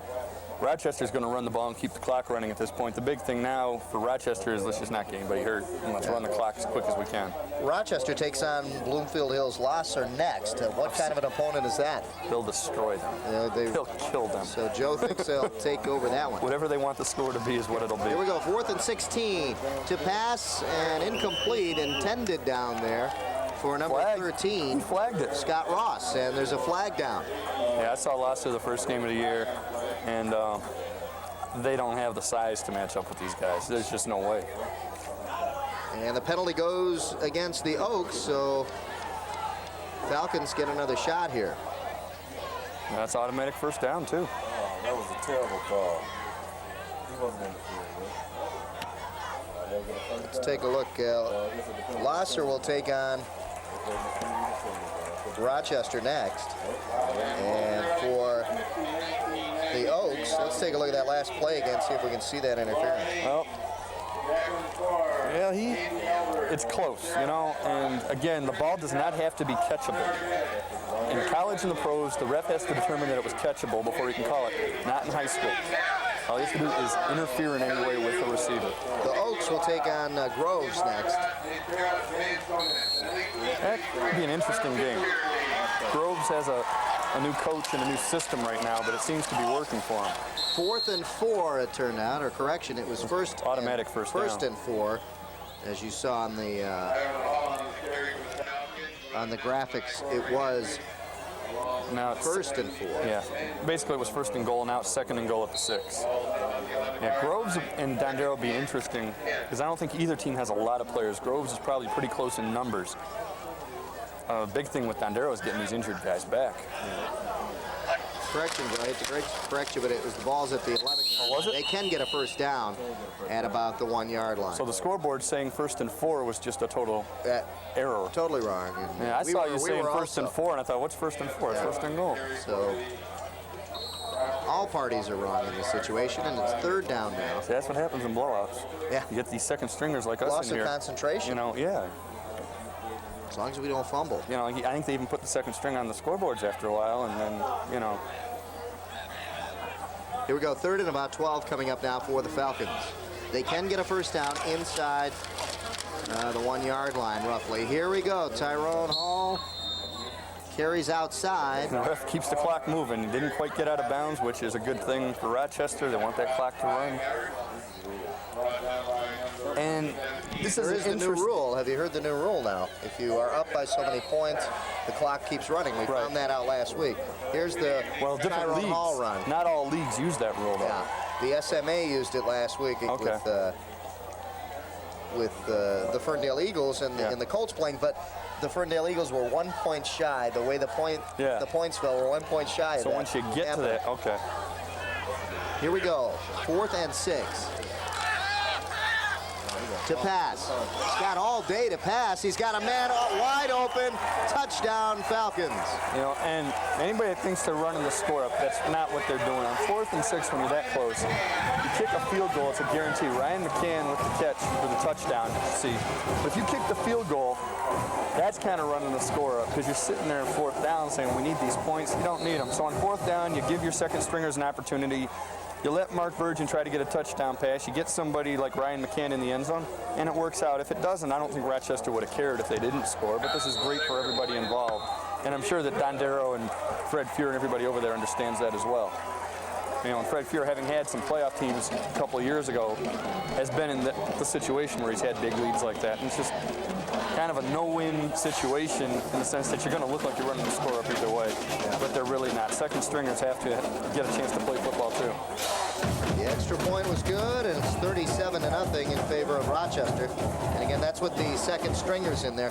It just happened that they did get some points on the board because of a penalty down here. It's 4th down. You got to do something. Otherwise, it would have stalled out. The drive would have stalled out. So yeah, you know, and you're not going to sit on it. You know, there's nothing more insulting to an opponent than to sit on it. And I'm sure Dondero would rather see Rochester going for the touchdown than to sit there and, you know, we're so good we don't have to do this. That's showing some respect, actually, to go for it. So Virgin's pass to McCann for 7 yards. And it makes it 37-0. The kickoff taken at about the 20-yard line. And a return there by Parsons. Yeah. Had a little trouble at first, but ended up getting him great field position. Parsons takes it out to about the 35-yard line, just shy of the 35 at the 34, and that's where the Oaks will start. And let's take a look at the return. Bounced around, then he finally picked it up at about the 20. And he was able to get them out to about the 34-yard line, which is a good start. You got 7 minutes now. They just want to get on the board. And a lot of fresh jerseys out there for the Falcons, so we'll be calling some different names and numbers now. Yeah, I'm sure for Falcon fans. If Dondero had enough fresh jerseys, they'd be doing that too. Here's the counter and a good run, but not north-south running, but a little bit too much east-west there, Joe. Yeah, and Mike English came up and made a good play on that. And a guy like Mike English, who is a senior, he gets to come up and maybe try to make Mike Van Dam think about giving him some more playing time later in the year. That's Andy Chapman on the run. Breaks it outside, but tries to outrun the defender here, and he really had no chance of doing that. Should have just went straight up the field. Yeah. Okay, so let's say it's about 2nd and 8. Here we go, 2nd down about 8. Gain of about 2 on the play. And here's Tillotson. He's got 2 men in the backfield. In motion. And hit in the backfield for a loss. Getting in there was number 45, Brian Alf. Brian Alf, 5'8", 155-pound defensive end. Chapman is in motion. And the handoff goes back to Mascaro, and really couldn't get anything there. Oh, got him with the helmet. I thought he might have tripped him up with the arm. That's what I thought. Hit him with the helmet. Lost about 3 on that, I believe, 3 or 4. Now they're marking it maybe a yard. No, it was 2nd and 8. It was 2nd and 8. Oh, correction. Yeah. 5:20 left in the ball game. Tillotson rolling out, has some time, and now being pressured. Let's go deep downfield and into double coverage, really intended down there for Chapman. Yeah, I think he probably thought about running the ball, saw there was no way he was going to get 12 yards on that, and you might as well throw it down and see what happens. In that situation, it's a good thing. If you get an interference call or you get a great catch, you got the first down. Get an interception, it's just like a punt, so you might as well go for it. Now here they're going to have to punt because you don't want to give Rochester the ball on the 33-yard line. Our director pointing out that the school bus is coming in. And, night school. Night school, yeah. Just pulling right in there, up there in the upper right-hand corner, yeah. Oh, bad snap over the head of Mascaro. He's going to try to run it. But nonetheless, the Falcons will get great field position now inside the 25-yard line. Wow. We were just saying a minute ago about not wanting to give Rochester such great field position, able to score easily, and pretty apparent they're going to score again. Let's take a look. Just too high of a snap. You want to get it right at about your waist, really. And that was up above the shoulders. Yeah, he's trying to make something happen, and really at that point he's a lame duck. So great field position now for the Falcons, and there's second string to get in the end zone again. Virgin just completed to McCann for 1 touchdown, and now they're running the ball, trying to run the clock out here with 3:35 and counting down in the 4th quarter. They might be able to just run the clock out if they do this right, taking 3 downs to get every first down. They might not even bother getting in the end zone. That's Darren Smith, number 36 on the carry. Gain of about 3 or 4 yards. Pretty good carry that time. It'll be 2nd and 6. There you see head coach Mike Van Dam sending the play. One of the things, you sit there and say, oh, gee, look at their second string's even doing it. Second string is not tired.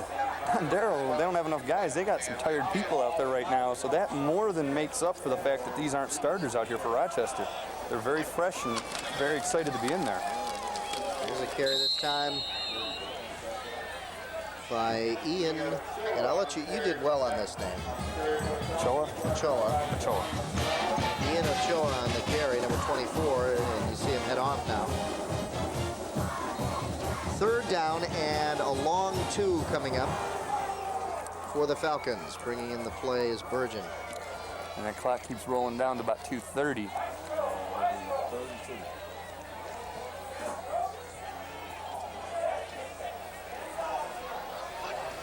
Clock winding down, 2:20, and again the Falcons running it. Got the first down with that one. They'll stop the clock to move the chains, and still the Dondero defense isn't able to stop him. Clock keeps going, 2:05, and the Falcons just want to run that out right now. They lead 37-0 here in the fourth quarter. We're at Rochester High School. Dave Zorin along with Joe Abramson, and next week is the game Joe's looking for. He's looking forward to that one. Oh, yeah.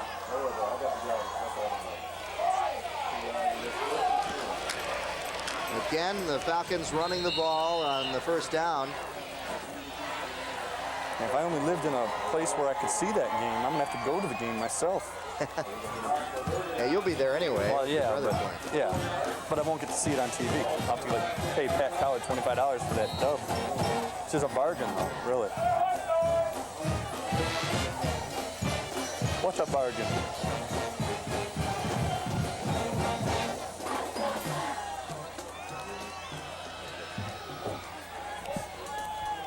We're just trying to get the fans to listen to one of those pass games on the pass when Jim Price is doing the games. That's long right. silence. I don't know if you've listened to that. Oh, that's. I'd like to apologize for that. There could be a little. Yeah, that was dirty.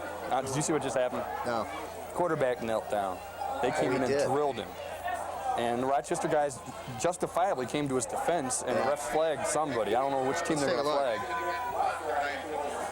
Yeah, well, I don't know. He looked like he kind of tried to hold up a little bit. You don't do that. He's down. His knee hits the ground. He's down. I saw a couple years ago, Brother Rice Bishop Gallagher, sophomore backup quarterbacks in for Brother Rice. And the second year in a row that Gallagher did this, when Rice is down in the ball, they start diving guys over the top. They knocked this kid out for 3 weeks on a stupid play. Yeah, and it was a lot worse than that. That was more just a basic hit. I think he was trying to hold back. I really do think, just looking at the replay, it looked like he tried to hold back on it. This could be the last play of the game here, and it will be. And that'll do it. The Rochester Falcons go to 3-0 on the season and take care of the Dondero Oaks 37-0. They played almost flawlessly tonight, really. Lived up to their state ranking, and Mike Van Dam's going to have to do a little harder selling job on telling people that they're not that good. On the other side, Fred Fuhr knows that this Rochester team is very good, and he appreciates the effort that Mike Van Dam didn't really pile it on. He did, I think, a very good job in keeping it respectable. Fred Fuhr knows that as the two coaches shake hands at midfield. You get beat by a better team, you really... It's really unfortunate what happened to Fred Fuhr's team here tonight. Losing the quarterback and really just getting a few players hurt. Even coming into this game, he was banged up. And Rochester now can just prepare for the rest of the season. The Falcons, again, going on 3-0 now. And the big victory here, 37-0 over the Dondero Oaks. We'll be back to wrap things up for you at Rochester High School right after these messages. Stay with us.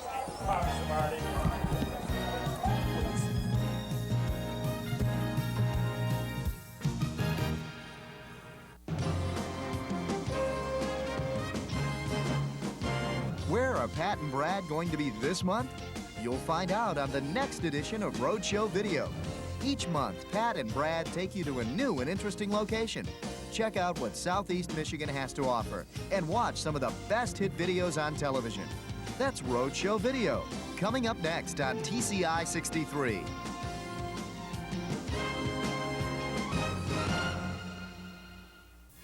If you wish a video cassette of TCI Sports, the cost is $25.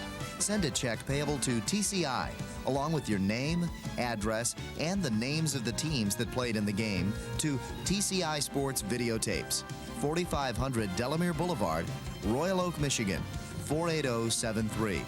Remember to tell us which game you wish to receive. And thank you for watching TCI Sports. Back here at Rochester High School, Dave Zorin along with Joe Abramson. 37-0, the Rochester Falcons dominating over the Dondero Oaks, and we can see how well they dominated right here with the final stats.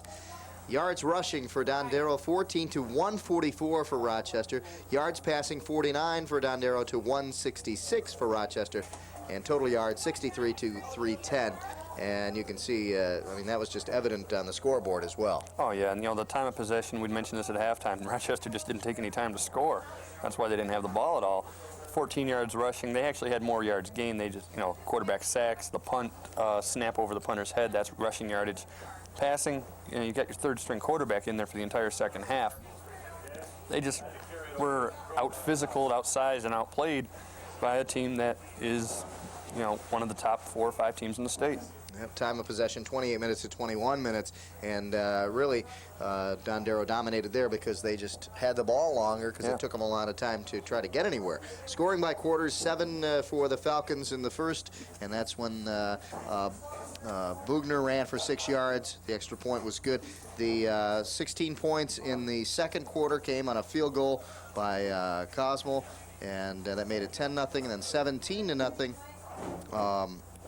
when we had Van Dam passing to Howard, made it 17-0. Then Van Dam threw another one to Sirianni for 16 yards, made it 23-0. Again, Van Dam to Sirianni again on the next score, made it 30-0. And then finally, it was Burgeon to McCann for the score and the extra point, 37-0, and that was our final. Next week, don't forget to tune in. It'll be the Seaholm Maples taking on the Ferndale Eagles. That's Saturday and Monday at 7 p.m. And it should be a great game. Joe, your brother playing in that one. What's the prediction?